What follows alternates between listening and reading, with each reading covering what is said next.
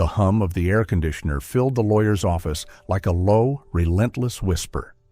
Nathan sat stiffly, trying to appear composed, but the sweat dripping down his back betrayed him. The gray leather chair creaked every time he shifted, and in front of him a cup of cold coffee sat untouched. Bitter, stale, matching the air around him. Across the table sat Claire. She sat upright, hands clasped tightly in her lap, fingers trembling slightly. Her long hair was tied neatly back, her makeup minimal, but her eyes were puffy and red from a sleepless night. Nathan couldn't stop replaying the moment that morning when 2 words had shattered his world. "I'm pregnant."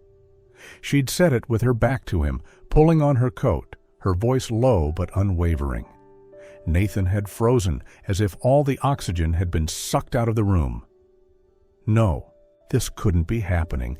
Not now, not when everything in his career was finally clicking, not when the firm had just offered him a project overseas, not when his future was just beginning. "Are you sure?" he'd asked.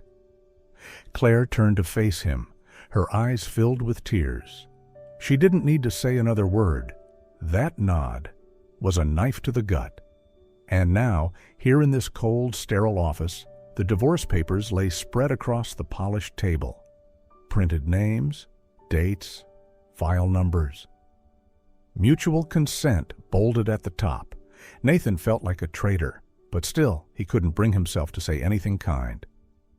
"About this morning," he finally croaked.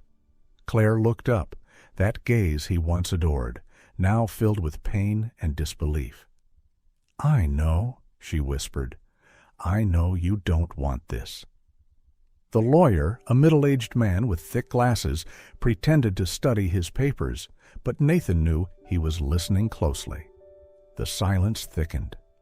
"I can't be a father right now," Nathan blurted out, the words like broken glass. "We could try," Claire murmured, voice cracking. "No, Claire, I'm not ready. Not now. Not when we have no home, no plan, no stability." She didn't respond. Tears rolled silently down her cheeks. "I thought we could give this child a life.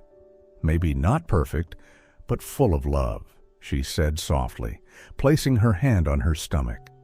A simple gesture, but it made Nathan feel like he couldn't breathe. He stood up abruptly. The chair screeched against the floor. "I'm not ready to give up everything I've worked for, just because of a mistake." Claire stood too. Her voice no longer trembled. "An accident? Is that what you think this child is?" "Claire, we're only 26. You just started your career, so did I. You really want to throw all of that away for a baby we didn't even plan?" She said nothing, just looked at him. Then she spoke words that would haunt him for years. "What hurts the most isn't that you don't want the baby. It's that you don't love me anymore, do you?" "Claire," he started, but she raised her hand. "Don't. You've said enough." She turned, picked up her bag. Her shoulders trembled, but her steps were steady. "Claire," Nathan called, "you're going to terminate it, right?" She stopped at the door, turned back. Her face was dry now, her voice like ice. "You want to be free of this problem? Fine, I'll disappear, but don't expect either of us to wait for you." Then she left, leaving Nathan alone with a stack of legal documents and a decision he thought was final. The first winter rain tapped against the window of her third-floor apartment like a memory Claire was trying to forget. She sat alone in a room barely big enough for a single bed, a tiny desk, and an old electric stove that carried the scent of used oil. On the burner, a pot of vegetable soup bubbled softly. The smell of celery and cilantro filled the air, warming the chill that crept through every crack in the walls. Claire pulled a hand-knit scarf tighter around her shoulders. Her belly, now round and unmistakable, pressed against her worn sweater, nearly 7 months along. She felt the gentle kicks from inside, a reminder that a life was growing within her. "Hello, Leo," she whispered, finally saying his name out loud. "You hear the rain too, don't you? It's just you and me now. Sometimes she imagined the day her baby would arrive. She had already chosen a name, Leo, strong and brave, like a lion, because this child had fought to exist from the very beginning, even when his father denied him. No one asked about Nathan anymore. Even her mother, who once called every night begging her to come home, to give up this madness, had stopped. The calls became fewer, then stopped entirely. Claire knew that silence meant disappointment, heavy and unspoken. Each morning she walked downtown, carrying her finished embroidery to a small shop called Harris & Threads. The owner, an older woman named Ms. Harris, didn't speak much, but her eyes were kind. She didn't pry, just inspected Claire's stitching and nodded. Tuesdays, drop off, pick up, no questions. That was enough. For the past 3 months, Claire survived by embroidering table runners, $30 each, barely enough for milk, a few vegetables, and the electric bill. She'd learned to wash clothes by hand, cook with 2 ingredients, and breathe through nausea that struck in the middle of the night. But not once did she regret her choice. Every night she talked to Leo, told him stories about the kittens living under the stairs, about the chubby doctor with the kind laugh, about the patterns she stitched all afternoon. "Your dad didn't want to meet you," she had once whispered, her voice calm. "But I do. I want to see your eyes, hear your laugh, and hold you every morning." And in the quietest nights, when loneliness pressed hardest against her chest, she'd rest her hand on her belly, and Leo would respond with a soft kick, like a whisper. "I'm here, Mom." Claire knew this life wouldn't be easy. There would be no fancy stroller, no nursery full of toys, no strong father figure to lean on.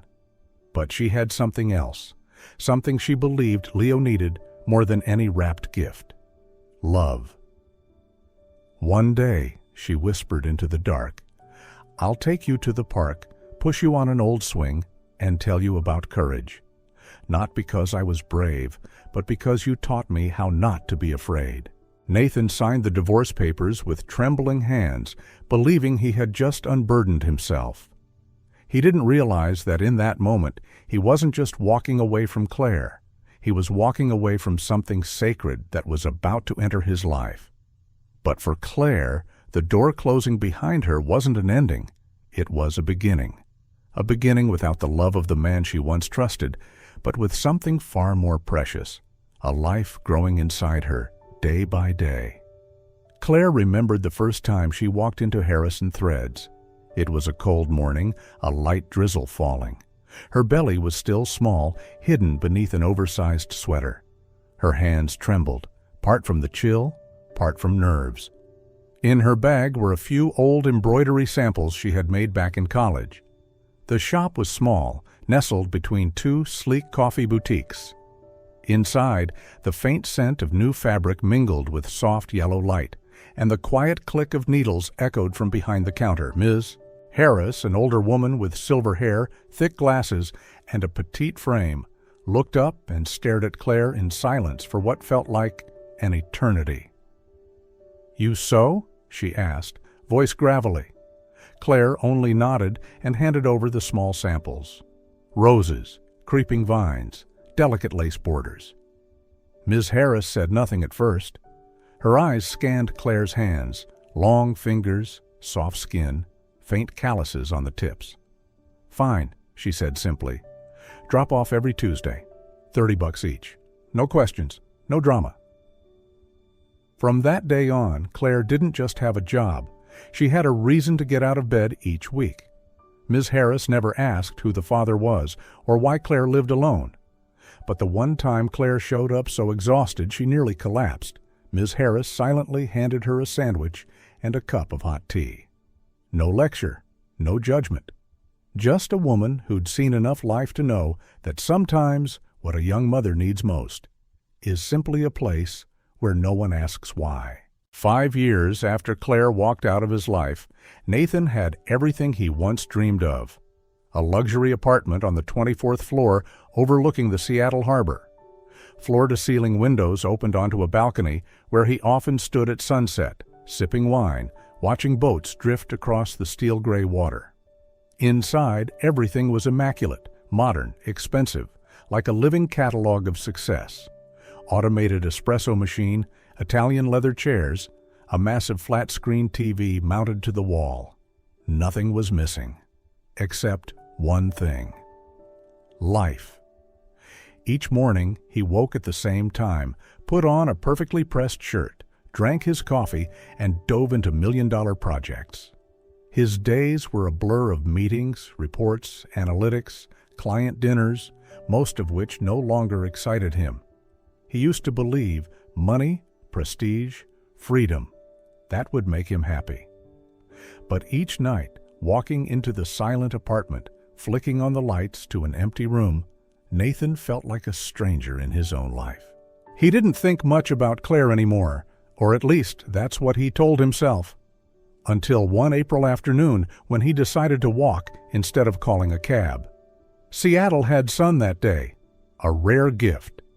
He held his iced coffee and wandered the old neighborhoods near Green Lake Park, and then he saw her, Claire, standing beside a boy about 4 years old, laughing. The boy wore a gray knit cap, held a balloon in one hand, his cheeks rosy from the sun. Nathan froze. Everything else blurred except that image. Claire knelt, adjusting the boy's jacket. She smiled, soft, the same smile he hadn't seen in 5 years. But what made his heart stop were the boy's eyes, dark brown, deep, unmistakably his. Nathan stepped back, ducking behind a tree, heart pounding. That child? Could it be? He tried to rationalize. Maybe just coincidence. Maybe Claire had moved on. But the longer he watched, the more certain he became. The tilt of the head, the way the boy pursed his lips when listening, every little movement was like watching a mirror of his own childhood. He didn't know how long he stood there. When Claire and the boy finally walked away, Nathan couldn't move. One question echoed in his head. Do I have a child? A child living right here in the same city, just a few streets away. A child he had never held, never heard cry, never even named. And the emptiness he had carried, once abstract, now had a shape, a face, a pair of familiar eyes. After that accidental glimpse of Claire and the boy in the park, Nathan couldn't shake the image from his mind. That night, he didn't sleep. The boy's eyes haunted him, deep, dark brown, quiet, and far too familiar. The next day, almost without realizing, he returned to the park. No plan, no reason, just a pull he couldn't ignore. And again, just like before, Claire appeared, holding the boy's hand. They sat on a bench by the lake where the sunlight streamed through the leaves and bathed them in a soft afternoon glow. Nathan stayed back, hidden behind a tree. He told himself he wasn't doing anything wrong, just observing. But inside, guilt twisted through him, and a fear he couldn't name clawed at his chest. He came back the next day, and the next. Every afternoon, at the same hour, Claire arrived with the boy. She brought homemade cookies, orange juice, a few small toys. She read while Leo played close by. Sometimes she called him over to wipe his face or adjust his cap to shield him from the sun. Nathan watched everything, and slowly, undeniably, a truth unfolded before his eyes. Leo looked just like him, not just the eyes, but the way he pursed his lips when concentrating, the tiny frown when he was annoyed, the way he sat cross-legged in the grass, exactly how Nathan had as a child. No DNA test was needed. He knew, and that knowledge, both miraculous and devastating, burned in him like fire. Finally, on a warm afternoon in early summer, Nathan stepped out from the shadows. Claire was sitting on a bench, eyes distant, while Leo ran in circles chasing butterflies. Nathan drew in a breath and approached. "Claire," he said. She turned, startled. Her face paled when she saw him. "What are you doing here?" she asked sharply. Nathan swallowed. I I need to talk." Claire stood, pulling Leo close. "We have nothing to talk about." "Please," Nathan stepped closer. "I'm not here to cause trouble. I need to know." Claire stared. "Know what?" He glanced at Leo, now peeking curiously from behind her leg. "That boy," Nathan said softly, voice cracking. "He's my son, isn't he?" Claire didn't answer right away. A breeze swept through, carrying the scent of wet grass and lake water. Everything went still. Then she nodded, slowly, heavily. Nathan closed his eyes, not in shock, but because the confirmation shattered something inside him. "I didn't know," he breathed. "I didn't know you kept the baby." Claire hugged Leo tighter, her gaze cooling. "And if you had known, would it have changed anything?" He couldn't answer. "You made your choice 5 years ago, and my son has grown up without a father. Don't think you can just show up now and fix it?" Nathan nodded. "I'm not asking for forgiveness. I want to be here." Claire stared at him for a long time, then turned and walked away with Leo. Nathan didn't follow, but he knew. The worst part wasn't that Claire had walked away. It was that his son had grown up not knowing who he was. Claire walked away, taking Leo with her, and with him, everything Nathan had never had the chance to hold: a mother's love, a child's trust, and 5 years of time he could never reclaim. But for the first time in his life, Nathan didn't run. He knew he was far beyond the point of return. And yet, in that moment, he told himself, if there was even the smallest crack left in Claire's heart, he would step through it with every ounce of honesty he had left.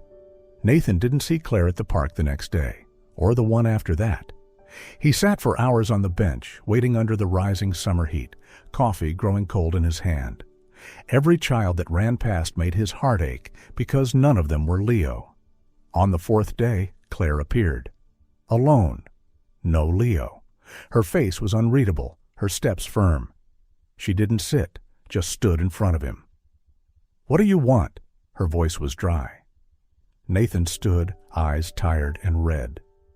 "I want to see my son." "You already saw him," Claire replied. "He doesn't know who you are, and you don't deserve for him to know." He swallowed hard. "I know I was wrong. Claire, I have no right to ask for forgiveness. I just want one thing. Give me a chance to do what's right." She was silent for a moment, then asked, "Why are you really here? Guilt? Loneliness? Or is this just about making yourself feel better?" "No," he shook his head. "I saw him, and after 5 years of living like a ghost, for the first time, I want to live for something real." Claire lowered her eyes slightly, her tone softening, but still sharp. "If you think you can just show up, cry, regret, and everything goes back to normal, then you know nothing about being a father." "I don't want normal," Nathan said quietly. "I just want to start from nothing, if that's what it takes." Claire exhaled, long and heavy. "Just know this," she said, meeting his gaze. "If you ever hurt my son again, intentionally or not, you will never see him again." Nathan nodded without hesitation. "I understand, and I accept." A week later, Claire agreed to meet at a small cafe with a backyard play area. Leo was crouched down, drawing with sidewalk chalk, humming softly to himself. Claire pointed. "I told him a friend wanted to meet." Nathan took a deep breath, then walked over. Leo looked up, curious. Nathan crouched, keeping his distance. "Hi, Leo," he smiled. "I'm Nathan. I'm really happy to meet you." Leo didn't answer. He just nodded, then turned back to his drawing. A blue boat with a red sun above it. "You like drawing?" Nathan asked. Leo nodded again, not speaking. "I used to love drawing boats too," Nathan said gently. "But I was never as good as you." Leo gave a tiny smile, then held out a piece of blue chalk. "You draw the sun." Nathan took it, his hand trembling. He drew a crooked circle. Leo burst out laughing. "That's not round at all," the boy giggled. For the first time in years, Nathan truly laughed. From afar, Claire watched them. She didn't speak, just placed a hand over her chest, where her heart was beating faster than usual. Not from anger, but from fear of hope. Their first meeting ended in the sound of a child's laughter and the quiet hesitation of two adults. No promises were made, nothing was certain. But in the moment Leo handed Nathan that blue chalk, an invisible thread began to reconnect them. Fragile, but real. And so, from that day on, Nathan began learning how to step into his son's world, not with noise or haste, but with one thing alone: patience. Nothing changed after the first meeting. Leo kept his distance. Claire remained cautious. But Nathan didn't disappear. He came back to the park every afternoon, like clockwork. No matter how busy he was, he rearranged meetings, left the office early, always bringing a small bag of cookies or a few picture books he'd grabbed on the way. He didn't force anything, just sat on a nearby bench, smiling quietly at Leo from a distance. At first, Leo looked at him like he was a stranger, but children don't hold up walls forever. One afternoon, Nathan brought a set of building blocks. He sat on the ground, playing alone, saying nothing. Leo peeked over, then slowly wandered closer and sat beside him. "Is that a castle?" Leo asked. Nathan nodded. "Yeah, but I can't find the guard tower. I've looked everywhere." Leo rummaged through his toy bag, then handed Nathan a gray block. "Try this one." From that day on, they played together, a little more each day. The castle turned into a spaceship, then a fire truck, then a secret base. Nathan didn't rush things. He listened to every make-believe story Leo told. He brought children's math books and taught Leo to add and subtract using candy pieces. They laughed, counted wrong, and laughed again. Claire watched from a distance, always alert, but her gaze had softened. One rainy afternoon, Claire shielded Leo with her coat. Nathan handed her his small umbrella. She took it. No thank you, but no refusal either. It was something. A shift. The following week, Claire sat with them, at first in silence, then offering small comments. She told Nathan that Leo liked dark chocolate, hated strawberry milk, and was afraid of the dark. Nathan listened and remembered every detail. His bond with Leo grew, not through grand gestures, but through days spent side by side, tiny nods and shared smiles. That night was midweek. Nathan was at the office, buried in an important report, when his phone rang. "Claire." "Leo has a high fever," she said quickly. I wasn't sure if I should call, but he kept asking, "Where's Mr. Nathan?" Nathan didn't wait to hear more. He grabbed his coat and left without a word to anyone. When he arrived at Claire's apartment, she was sitting on the bed's edge, worry etched on her face. Leo lay flushed and breathing heavily. Nathan knelt by the bed, gently holding the boy's burning hand. "I'm here," he whispered. "I'm right here." Claire watched him without a word, but something in her eyes began to soften. Nathan stayed all night. He wiped Leo's forehead, read stories during the worst of the fever, whispered calm words when Leo whimpered. By dawn, the fever had broken. Leo was asleep, still clutching Nathan's finger. Claire brought out 2 mugs of tea and handed him one. For the first time, she smiled, a tired smile but genuine. "Thank you for coming," she said. Nathan didn't respond. He just looked at the sleeping boy, his heart full. In that moment, he understood. Trust doesn't come from promises. It comes from showing up when it matters most. And Claire understood too. Some people may leave, but some know how to come back the right way. After that night, everything shifted. Claire no longer stood guard like a gatekeeper. Instead, she quietly opened small cracks, through a nod, a softer glance, or a brief message that read, Leo's asking about you. No grand declaration, no instant forgiveness. But enough for Nathan to know he was slowly stepping into their lives, one moment at a time. Leo's birthday party this year was small, just a few classmates, the upstairs neighbor, Claire, and Nathan. The apartment was decorated with ocean blue streamers, dinosaur balloons, and a homemade cake baked by Claire herself, slightly crooked on one side, but soft, fragrant, and perfectly sweet.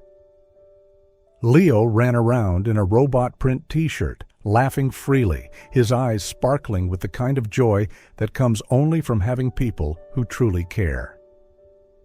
Nathan arrived early, helping Claire set the table. He wasn't good at it, spilled the orange juice twice, dropped paper plates, but Claire only laughed lightly. It was the first time she laughed at him without trying to hide it. When everything settled, Leo blew out the candles. Everyone sang. Claire stood behind him, her hand gently on his shoulder, her eyes glowing like the candlelight reflected on the cake. After the party, the guests trickled out. Claire tidied up in the kitchen, leaving Leo and Nathan in the living room, surrounded by half-deflated balloons and wrapping paper. Nathan pulled out a large silver-wrapped box and handed it to Leo. "This is for your special birthday." He smiled. Leo opened it and gasped. "A race car track, like in the movie." Nathan nodded. "I used to have one like this when I was little, but I didn't have anyone to race with. I'm hoping. Maybe now I do." Leo stared at the gift, then at Nathan. A moment passed, then, in a voice so soft it barely rose above the sound of the wind outside, he asked, "Mr. Nathan, can you be my dad?" The room fell silent. Nathan felt his heart sink, not from pain, but from the overwhelming flood of emotion. He bent down, meeting Leo's eyes, those same dark eyes he saw in the mirror. "You know," he whispered, voice rough, "I've already missed too many days of being your dad, but if you'll let me, from today on, I'm not going anywhere." Leo smiled, then nodded. No need to call him Dad just yet. No big dramatic hug. Just a quiet nod, a small moment, but to Nathan, it felt like the world. From the doorway, Claire had been standing there. She didn't interrupt. She didn't speak. She simply watched, silent, still but deeply moved. She saw the way Nathan leaned in, the way Leo looked at him. And more than anything, she saw something she hadn't dared believe was possible. Something real, unforced, unscripted. Simply a father, exactly where he was meant to be. After Leo ran off to play with his new toy, Claire approached with a mug of tea. "Thank you for staying," she said softly. "Thank you for letting me," he replied. They didn't need to say more, because today, for the first time, no one stood outside the lines of family anymore. After Leo's 6th birthday, things no longer felt like cautious visits or tentative steps. Nathan was no longer just Mom's friend. He became part of the routine, part of dinner conversations, part of the mornings when Leo would wake up and ask, "Is Dad coming today?" Family was no longer a distant idea. It was forming, slowly, surely, and gently, in the hearts of all three. After a few weeks, on a sunny Saturday afternoon, Nathan invited Claire and Leo to the park. He didn't say much, just that he wanted the three of them to spend a quiet day together. Claire agreed. There was no guarded tone in her voice. Maybe because Leo was now used to holding Nathan's hand on walks, or maybe Claire had stopped reminding herself to be cautious. The park wasn't too crowded that day. Leaves had started to turn golden. The breeze was soft and warm. Nathan brought a picnic blanket, some sandwiches, and Leo's favorite juice. After eating, Leo ran off, playing with a paper airplane nearby. Claire sat beside Nathan sipping tea, watching their son. "Nathan," she said softly, "you seem different today." He smiled, slipping his hand into his coat pocket. "Because I have something important to do." Then he stood, facing her, not with urgency or show, but with quiet steadiness. His eyes held no hesitation this time, only honesty and a gentle resolve. "Claire," he began, voice low and sincere, "I can't undo what I've lost. I can't return the days you raised our son alone, or the nights you held him through fevers by yourself." He pulled out a small velvet box and opened it. Inside was a simple ring, elegant, understated, like the life he wanted to build. "But I'm here," he continued, "because I want to build a future with you. One where Leo has both parents. One where you don't have to be strong on your own anymore." Claire froze. She didn't answer right away.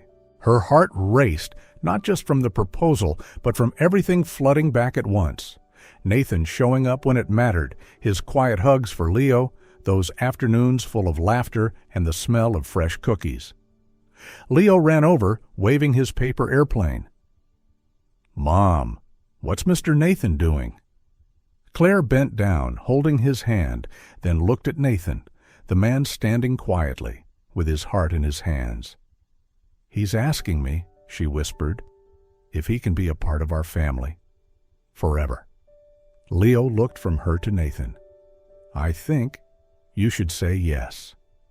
Claire laughed through tears, and then she nodded, gently, slowly, not because every wound had healed, but because she chose to believe that some people, after all, really do come back and stay.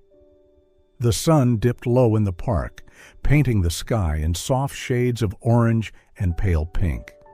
Leaves rustled gently underfoot. Children's laughter echoed in the distance.